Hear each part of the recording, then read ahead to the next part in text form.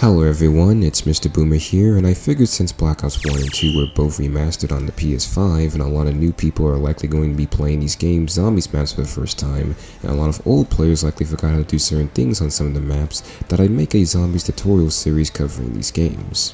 Today we're going to be starting simple with the zombie shield on Origins. It's not really that hard to build, there's only 3 parts for it that you need to collect, all of which are pretty easy to get, and keep in mind that each of the parts can spawn in 3 different locations randomly during each playthrough.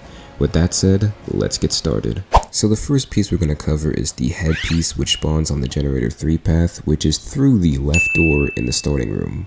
The first place the headpiece can spawn is within this shaft over here that's going to be on your right as you open the Gen 3 door, and it's going to be within this wheelbarrow in this corner right here.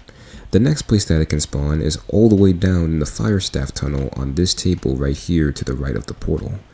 And the last place that the headpiece can spawn is right on top of this dead soldier's corpse near the AK-74U wall by, so be sure to keep these locations in mind when you look for the headpiece. The next part we're going to focus on is the legs, or the bottom part of the shield, which spawns in the generator 2 path. That is through the right door within the spawn room. The first area that the legs can spawn in is in this shaft here that's going to be on your right as you walk through the Gen 2 door, and it's going to be at the bottom right of this table right here. The next area it can spawn in is above the tank station, and it's going to be chilling right here on the side right before you reach the stairs. The last area that the legs can spawn in is all the way back here past the generator where this dead soldier's corpse in the wheelbarrow will be, and it's going to be right on top of his body here. So hopefully you guys were able to remember all of that. The last part we need is the frame, which is the middle piece. It spawns around here in no man's land.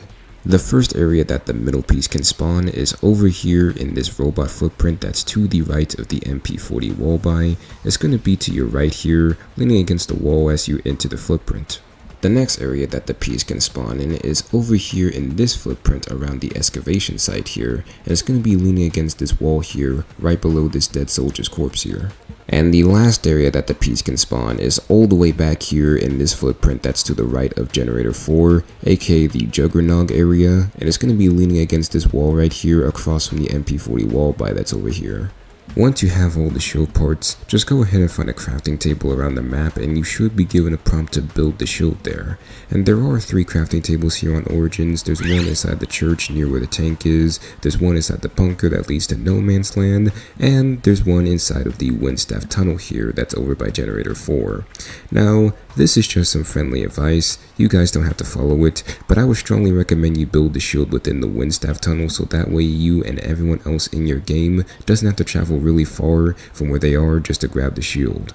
Plus, it makes it way easier to remember where the shield is. And of course, once you finish crafting the shield, just hold square on it and it should now be inside of your inventory, and you can now equip the shield by pushing up on the D-pad.